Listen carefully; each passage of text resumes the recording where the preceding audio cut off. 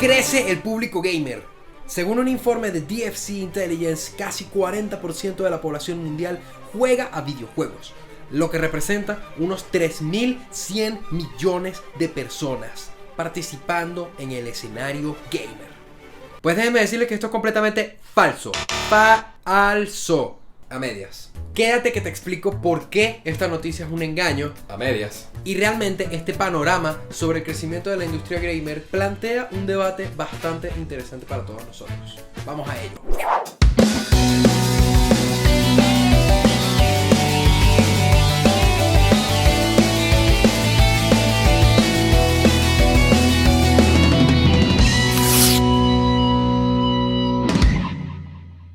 Grabando video nuevo.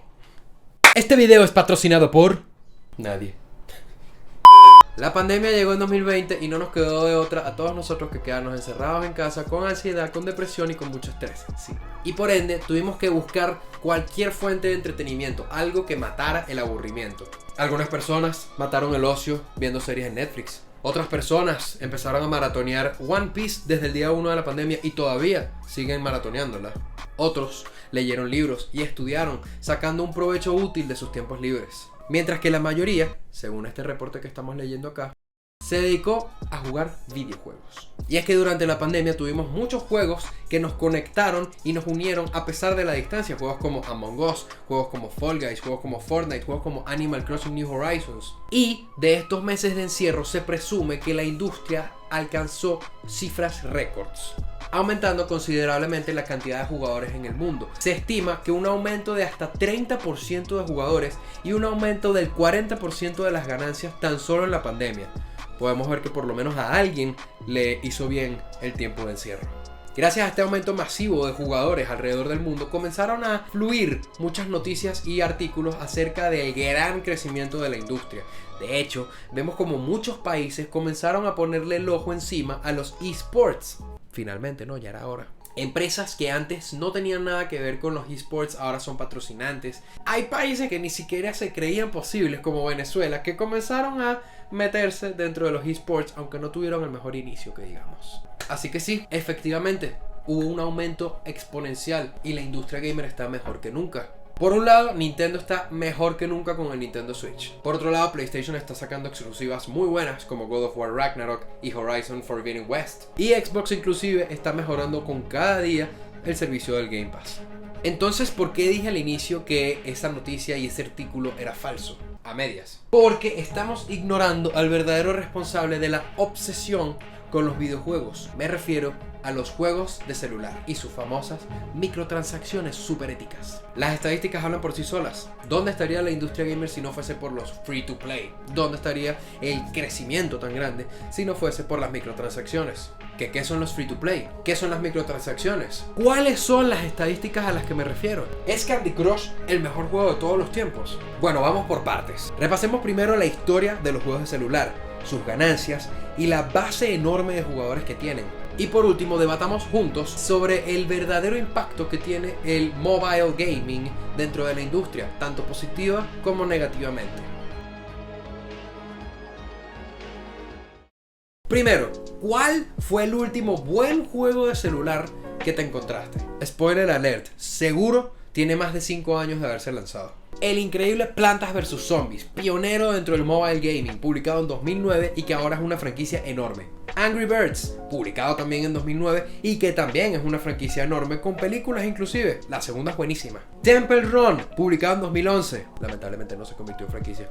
Subway Surfers, publicado en 2012. Candy Crush, publicado en 2012. Posiblemente tenemos ante nosotros el juego más largo de toda la historia. No creo que ni siquiera The Completionist pueda completarlo al 100%. Clash Royale, publicado en 2016. Clash of Clans, publicado un par de años antes. Pokémon Go, publicado en 2016. Fire Emblem Heroes, publicado en 2017. Animal Crossing Pocket Camp, publicado en 2017.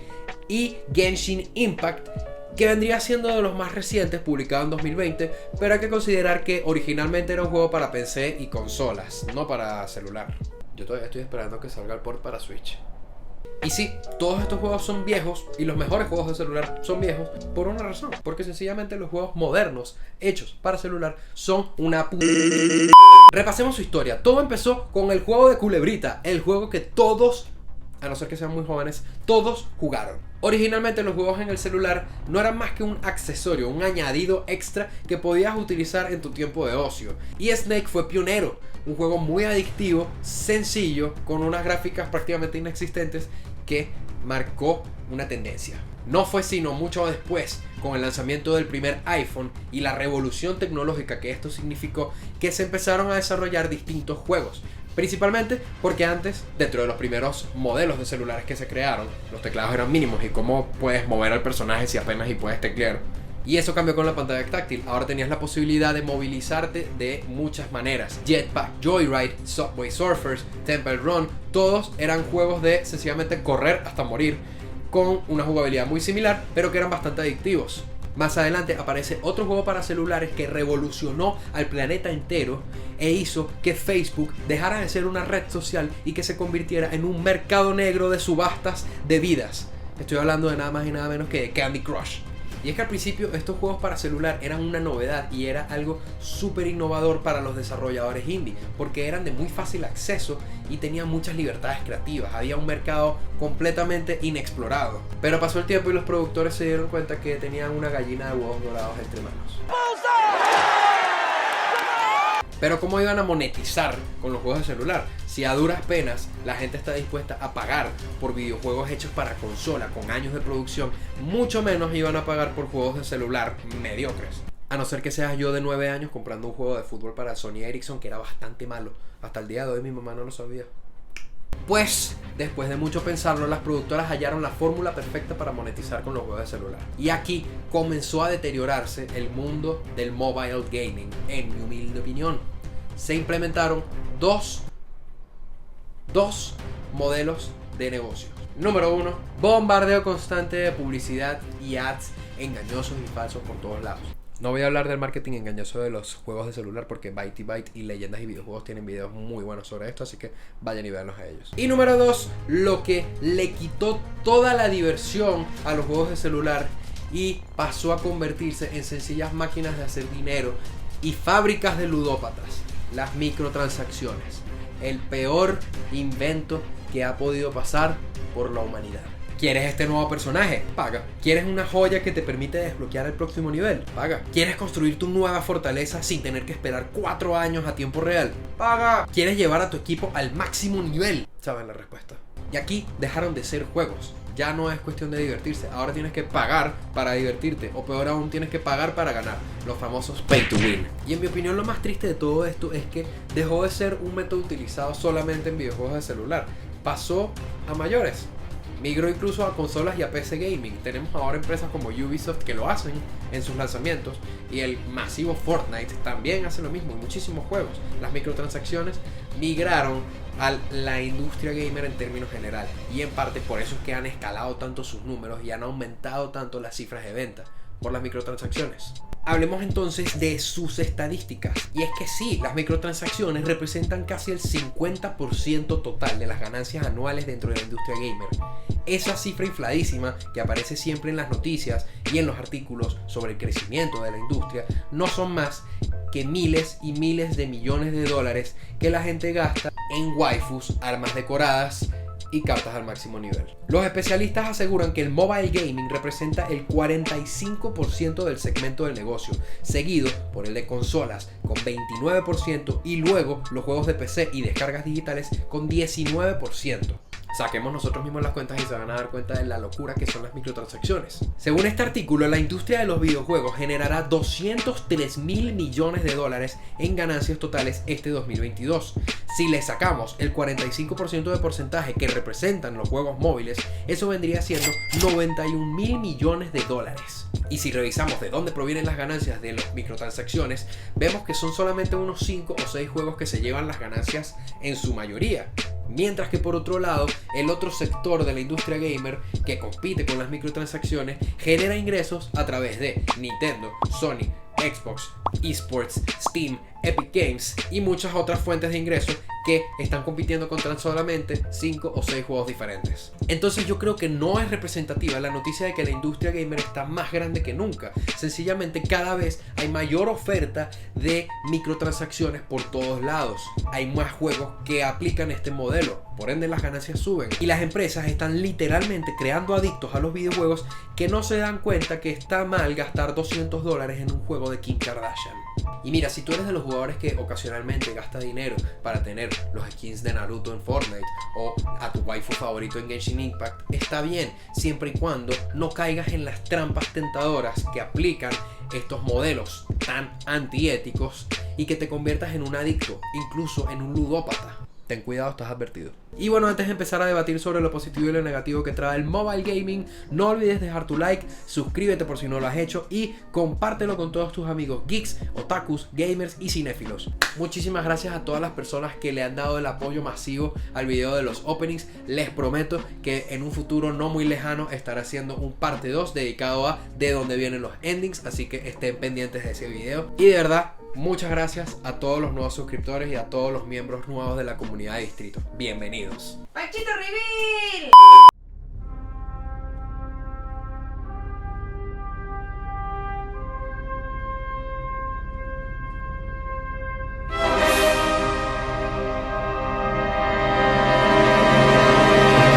Volvamos al video.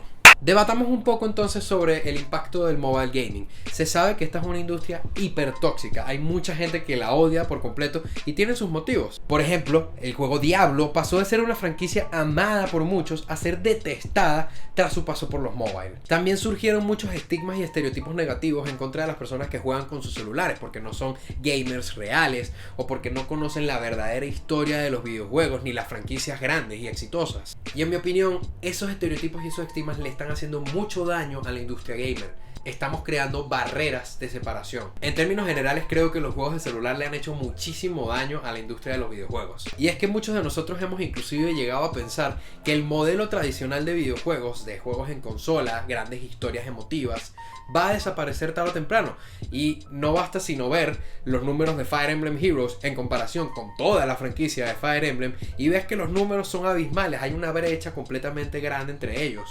Y no es descabellado pensar y llegar a esa conclusión. Pienso yo que se debería hacer por completo una separación entre la industria de los videojuegos y el mobile gaming. Son dos industrias que apelan a cosas completamente diferentes. Por un lado, el modelo tradicional ofrece propuestas artísticas, historias emotivas, experiencias únicas, gameplays súper dinámicos. Mientras que por otro lado tienes una tarea diaria que cumplir, un calendario de espera, ruletas, slot machines y mucho dinero que soltar. Lo único positivo que le veo yo al mobile gaming son dos cositas. Número 1, el crecimiento que le ha dado a los esports. Y número 2, la diversificación demográfica de jugadores. Déjenme que les explique. No solo se han inaugurado nuevos esports como Clash Royale, sino que también, como mencioné al inicio del video, este aumento y la proyección de la industria gamer de la que tanto se hable ha hecho que mucha gente comience a apostar por el futuro de los esports y se reflejan los números de audiencias que cada vez más siguen creciendo estos deportes. Y esto a mí personalmente me encanta y creo que a largo plazo será revolucionario para muchos países. Y en cuanto a la diversificación demográfica, se han hecho estimaciones de que ha aumentado considerablemente el número de jugadoras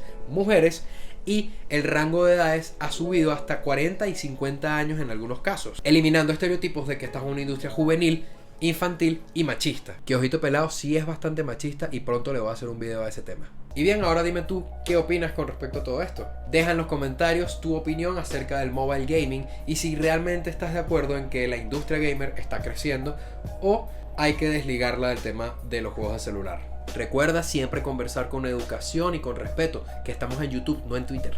Muchas gracias, nos vemos la semana que viene.